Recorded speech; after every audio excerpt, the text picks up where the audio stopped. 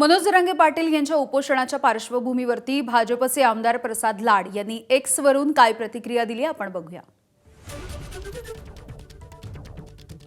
दादा मी येतोय, शब्द पाळायला येतोय, सोबत उपसमिती अध्यक्षांना घेऊन येतोय, पण एक भाऊ म्हणून मला शब्द हवाय। या तापलेल्या उन्हामध्ये स्वतःला त्रास करून घेऊ नये, स्वतःचे पाय आणि अंग पोळवून घेऊ नये।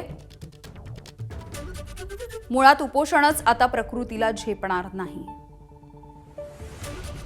आपल्या अपेक्षा पूर्तीसाठी आम्ही येत आहोत।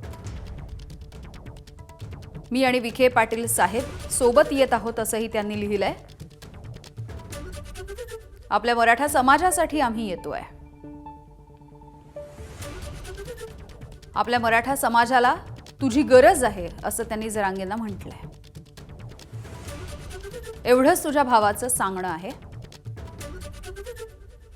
तू उन्हात स्वतःला त्रास करून घेऊ नकोस। तुझा मराठा बंधू प्रसाद लाड। तर अवघ्या तासाभरामध्ये प्रसाद लाड आणि विखे पाटील हे मनोज जरांगेंची भेट घेणार आहेत।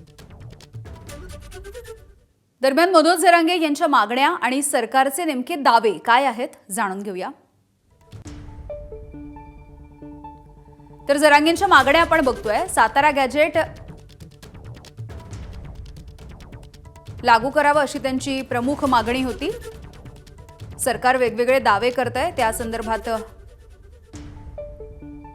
आज नेमकी काही वेळामध्ये तासाभरामध्ये काय चर्चा होईल हे बघणं महत्त्वाचं राहणार आहे।